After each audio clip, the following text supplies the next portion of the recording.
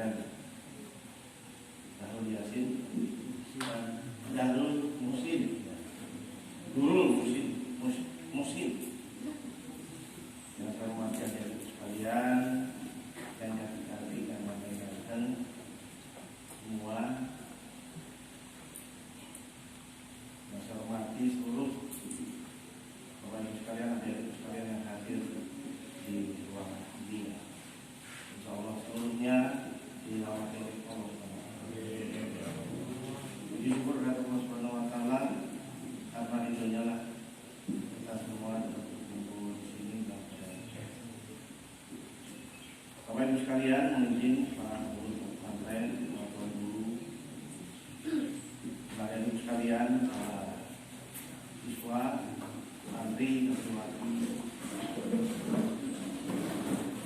Pertama-tama saya ucapkan terima kasih yang sebesar-besarnya atas penyambutan yang luar biasa ini. Atas tadi saya tidak menyangka seperti ini ada satgas dan sebagainya. Tapi kami dari Polres Lombok Timur mengucapkan apresiasi yang sebesar-besarnya. Kemudian adik-adik sekalian, datangan kami di sini adalah ingin silaturahmi secara langsung kepada sekalian dan kepada para guru, para pengajar, staf pengajar pesantren ini yang insyaallah karena silaturahmi semuanya kita bisa bermanfaat dan apa yang kita sampaikan bermanfaat bagi semuanya dan nantinya ke depan bagi kehidupan muslim kita dalam rangka kita bergaul silaturahmi dengan masyarakat di luar perguruan. Bapak Ibu sekalian, adik-adik sekalian, pertama-tama kami mohon maaf yang sebesar-besarnya karena baru hari ini kami sempat berkunjung ke pondok pesantren ini berkaitan tentang masalah silaturahmi. Lalu terang saja sebetulnya kita ketahui semua dari kalian, mungkin ada di sekalian kemarin sempat libur karena adanya wabah ataupun penyakit yang namanya COVID-19. Penyakit ini bukan hanya di Lombok Timur, seluruh dunia semuanya sama mengalami wabah ataupun penyakit COVID-19. Dan adik-adik sekalian, Bapak Ibu sekalian, ini mungkin adik-adik sekalian baru kita 1 minggu 2 minggu hadir ataupun masuk kepada pesantren ini dan melaksanakan kegiatan belajar mengajar, yang mana dalam kegiatan ini sedikit ada kami ingatkan, mudah-mudahan bisa bermanfaat beberapa informasi, yang mana informasi ini juga ternyata tentang masalah pelajaran-pelajaran yang akan nanti menjadi sekalian dapatkan. Bapak Ibu sekalian, adik-adik sekalian, bahwa adanya wabah COVID-19 ini mengajarkan kita, meminta kita semuanya, seluruh manusia di bumi ini untuk kita bisa berinovasi. Kenapa bahasanya inovasi? Coba ada sekalian, siapa yang tahu pengertiannya inovasi dengan tangan? Yang perempuan dulu. Ada nggak? Apa yang dimaksud dengan inovasi? Coba. Yang laki-laki ada inovasi? Ada? Yang bisa? Angkat tangan. Kita sebagai siswa atau siswi yang berani, santriwati, santri yang berani. Coba ada nggak? Ada. Baik. Pertanyaan pertama ya. Pertanyaan kedua, betul mau saya kasih hadiah. Nah, jadi kalau ada hadiahnya mungkin ada di semangat ya. Yang kedua, adik-adik semua bisa, kita semua manusia itu untuk mempunyai konsep-konsep hidup. Coba konsep-konsep Konsep itu pengertiannya apa? Siapa ya? Antri dulu. Lagi-lagi dulu. Perempuan dulu.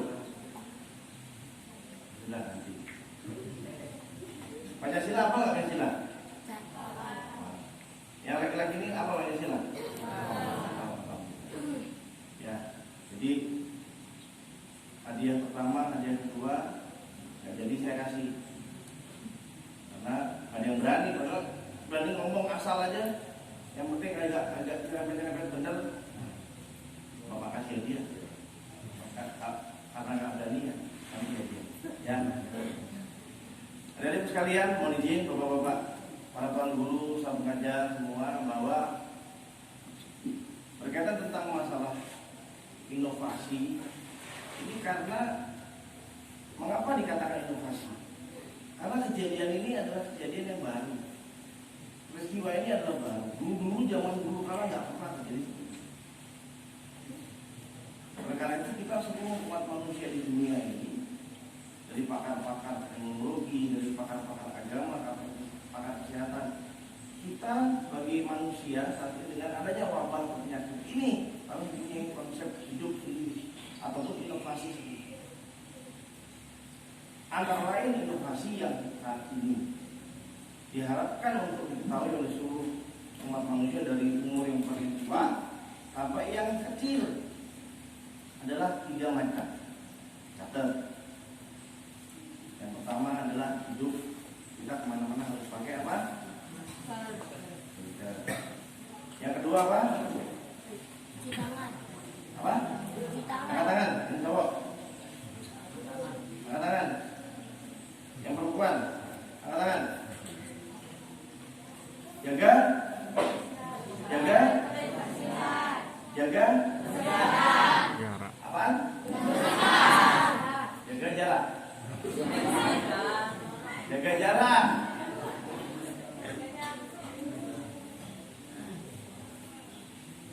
Itu yang kedua. Yang pertama pakai apa tadi? Masker. Yang kedua? Jaga jarak. Yang ketiga apa? Katakan. Cuci tangan. Cuci tangan. Yang perempuan, katakan. Angkat tangan. Angkat tangan. Ya. Berdiri coba. Ya, berani dong, santriwati. Ya, apa jawabannya? Ya. Nanti hadiahnya ya. Nah, tepuk tangan, boleh nggak? Tepuk tangan, mesti dong.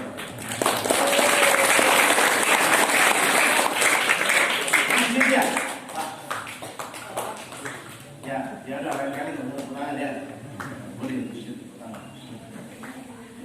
Oh, enggak apa-apa. Ya. Nanti habis ini nanti Bapak kasih. Jadi yang pertama tadi apa? Pakai masker. Kedua. Kita tepuk tangan tuh semua ya. Lupa saya.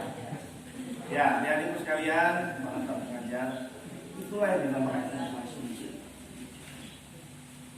Bagaimana kita caranya menjaga jarak? Harus pakai inovasi. Misalnya adik-adik sekalian bersekolah, punya rumah, tapi rumahnya sering dikunjungi orang. Gimana caranya? Supaya kalau rumah saya orangnya tidak, jaraknya tidak dekat-dekat.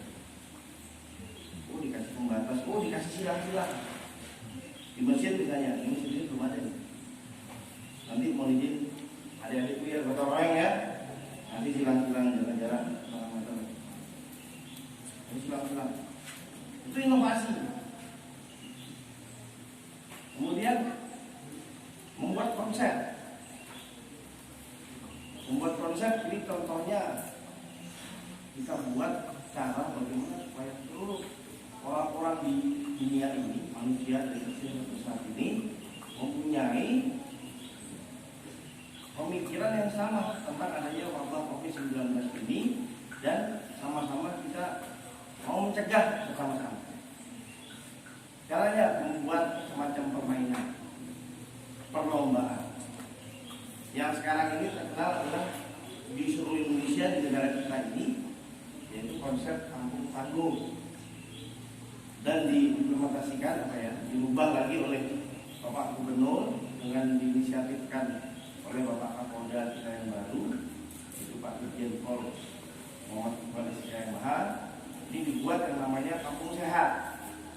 Sehat itu singkatan, S-nya steril, E-nya ekonomi produktif, H-nya harmonis, A-nya asli, T-nya tangguh. Nah, ini bukan hanya di Indonesia, negara kita aja.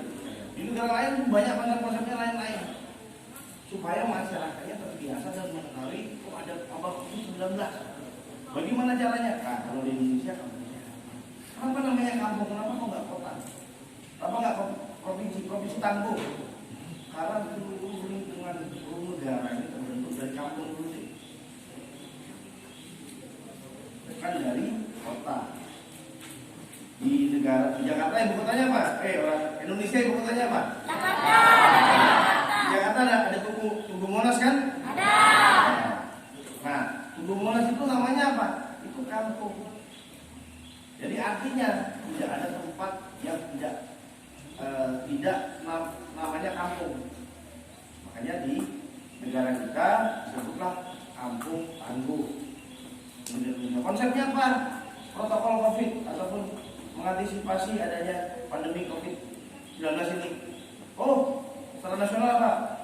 Siapa? Apa? Kampung tangguh. Jadi di kampung itu, di suatu tempat itu semuanya manusianya diharapkan tangguh.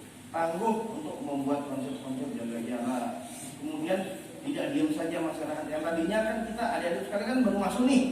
Orang tuanya juga mungkin banyak yang tadinya bekerja, tidak bekerja, ya kan? Tadinya mungkin buat kue. Nah, gara-gara pandemi ini berhenti libur. Nah, dengan adanya konsep kampung tangguh, kita sama-sama ngajak. Ayo, kalau kita diem aja begini, kita harapkan bantuan, minta-minta sama orang dan sebagainya. Saya tanya sama adik sekalian, minta-minta itu bagus nggak? Kalau kita nanti udah besar, siapa yang punya cita-cita jadi orang peminta-minta? Katakan. Nggak ada kan? Minta-minta itu nggak bagus. Karena kita memotivasi, mengajak masyarakat seluruhnya, anak kecil besar, ayo kita buat kampung tangguh supaya sadar dan semuanya berusaha.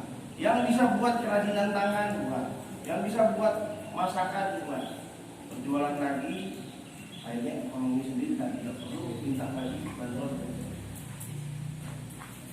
Nah, inilah namanya kampung tangguh dan ini dilombakan secara terus menerus setiap hari setiap waktu.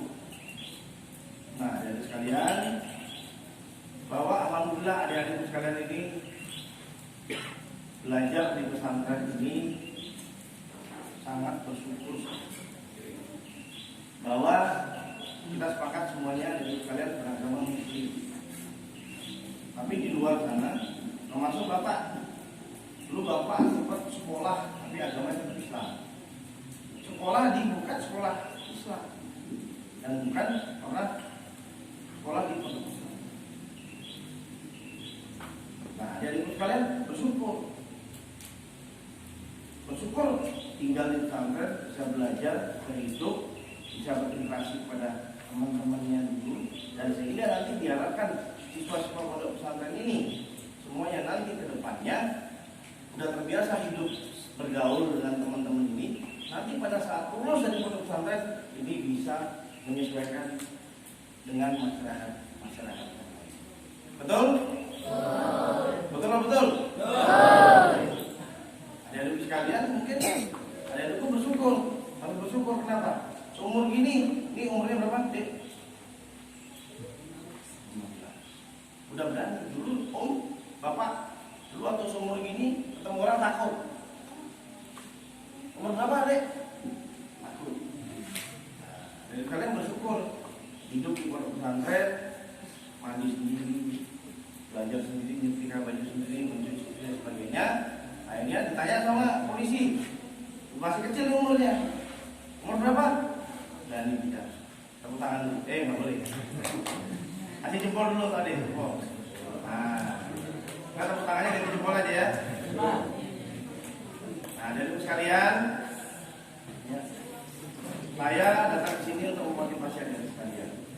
Mungkin ada yang sekalian, ada yang mungkin setengah hati masuk pesantren. Saya masuk pesantren ini karena saya bandel Pak. Dan di pesantren ini pasti nggak bisa jadi polisi, pasti jadi tentara nggak bisa, jadi PNS nggak bisa, cuma jadi pengajar saja. Siapa bilang? Nih, Om ini dulu di pesantren belum? Pak Subari jadi polisi. Teman saya, angkatan saya, sekarang malah S3 di Australia, ambil dokter. Dari kecil, dari SD sampai SMA. Oleh karena itu adik sekalian, adik sekalian harus berbangga. Di sekolah kan orang tuanya di pondok pesantren, sehingga depannya ini bisa berbakti pada negara dan juga bisa menjalankan perintah-perintah Allah dalam menjalankan tugas-tugasnya bagi masyarakat. Adik sekalian bayangkan kalau adik sekalian nanti jadi pejabat, jadi Pak Komisi, ada sekalian khatam ataupun hafal Quran, hafiz Quran. Wah, mau datang maling, ada tempat kampung yang rupanya orang Belanda semua. Ada sekalian datang sebagai polisi, ada sekalian sedang gelap ngaji di tengah. Dan tidak pakai Al-Quran, langsung ngomong sendiri hafiz Quran. Dari juz 1, dari juz pertama sampai juz akhir. Pasti seluruhnya kampung tersebut pada masuk Islam. Coba dulu. Takbir. Takbir. Nah, ini ada sekalian. Bayangkan kalau seluruh santri-santri santriwati yang habis Quran, ya pun dia tidak jadi seorang aparat PNS segala macam, berbuat seperti itu. Ayo Pak Polisi, biarlah saya daftar polisi kemarin nggak nasib, saya nggak masuk, tapi saya mau bantu Pak Polisi. Ayo, saya mau tempat yang banyak narkobanya mana, banyak orang bermasalah mana. Ayo, saya mau. Saya datang ke situ, saya membaca di tengah jalan, dan saya tidak pakai Al-Quran, saya hafal semua ayat, saya membacakan. Cuman tolong disiapkan mic aja dan sebagainya. Mudah-mudahan mereka semuanya mau sholat dan yang tidak muslim mau masuk muslim. Setuju? Setuju? Setuju? Hal-hal itu yang ada di sekalian, nanti ke depan harus mempunyai cita-cita yang mulia. Ada sekalian bahwa kita ini para ahli-ahli agama yang sekolahnya di pondok pesantren diharapkan juga untuk membantu negara apabila kita tidak menjadi seorang aparat. Jadi misalnya ada sekalian menjadi guru agama, jadi ini tidak harus. Dan ada yang paham. Kita bicara saja, kita bicara saja dan hasil pembicaraan kita ini diikuti sama orang lain untuk berbuat baik. Pahala apa tidak? Pahala. Pahala apa tidak? Pahala. Dosa apa tidak? Tidak. Dosa. Dosa apa tidak itu? Tidak. Jadi ada sekalian ini nanti apabila ada sekalian terus jenjang ilmu pendidikannya, menguasai ilmu agama Islam khususnya. Tapi ada sekalian Bapak berpesan, ada sekalian jangan hanya fokus pada pelajaran kita saja, tapi silakan mempelajari ilmu-ilmu lain. Dalam arti kata ilmu lain ini untuk penyeimbang, untuk pengetahuan, supaya kita tidak mudah diprovokasi, supaya kita tidak mau dihasut. Ada nanti difitnah atau disampaikan suatu kaum menghina suatu ayat misalnya, emosi. Diajak berperang, katanya demi jihad, mau. Diajak ngambil parang, tonggak, akhirnya yang rugi siapa? Padahal Rasulullah Muhammad Sallallahu Alaihi Wasallam pernah menyontohkan kepada kita semua tentang ada seorang pengemis Yahudi yang tiap hari beliau menyuapi dulu tapi dulu disuapi. Padahal pada saat beliau menyuapi, orang tersebut tidak tahu itu siapa, dan orang tersebut Yahudi tersebut apa? menghina Nabi. Sehingga pada saat beliau meninggal, sahabat Nabi melakukan hal yang sama. Hanya si pengemis tersebut bertanya, ini bukan yang kita biasa mau shopping. Akhirnya sahabat Nabi menyampaikan bahwa yang biasa menyuapin Anda pernah Nabi Muhammad SAW yang setiap hari menyuapin Anda dan setiap hari juga Anda. Akhirnya pengemis itu apa? Nangis masuk Islam. Nah itu sebenarnya langkah-langkah yang dilakukan oleh Rasulullah SAW. Inilah tugas kita ini nanti ada di sana lulus dari pesantren menjadi masyarakat, berbaur dengan masyarakat lain, yang beragama lain, beradat lain dan sebagainya. Ini bisa mengajak, bisa memberikan contoh bahwa Muslim ini baik. Muslim ini bukan yang bergerak-gerakan sholat ribut, berantem.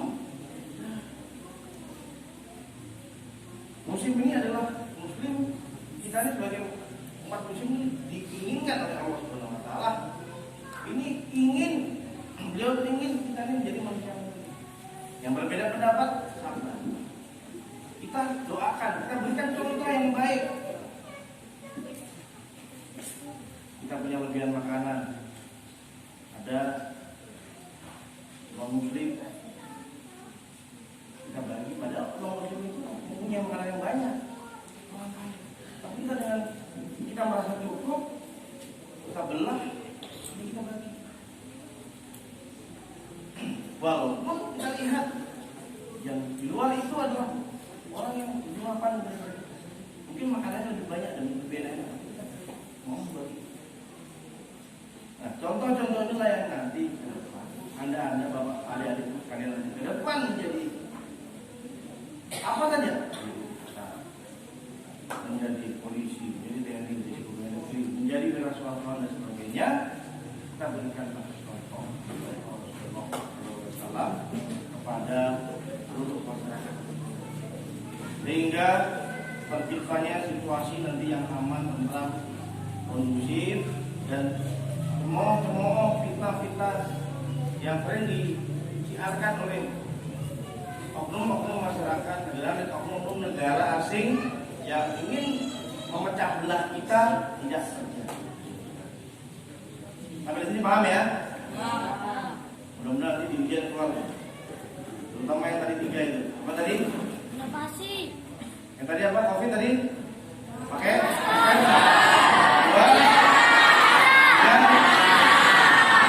Jempol dulu. Kan nggak boleh tepuk tangan. Ya, jadi sekalian.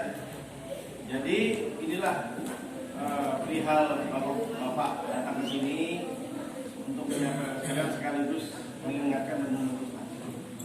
Kalau ada di sekalian, ya silahkan nanti bisa menjadi apa saja, jadi polisi juga bisa, jadi tentara juga bisa, jadi pegawai apa saja bisa, tidak ada batas.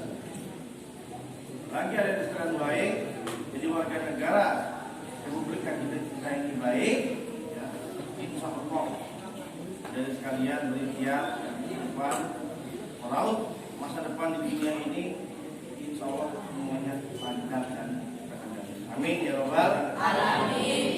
Itu saja mungkin dari saya. Mohon maaf, nanti suatu waktu kita bisa bertemu lagi, ngobrol-ngobrol lagi, tapi dengan kegiatan yang lebih enjoy lagi dan tidak salah seperti kayak gini. Nanti tahu saya mendadak lagi ngapain Pak Guru, Pak Ustadz lagi ngapain lagi gini ya, saya langsung belum lagi ke kelas. Insya Allah. Saja dari saya, terima kasih wabillahi taufiq wal hidayah. Assalamualaikum warahmatullahi wabarakatuh. Waalaikumsalam.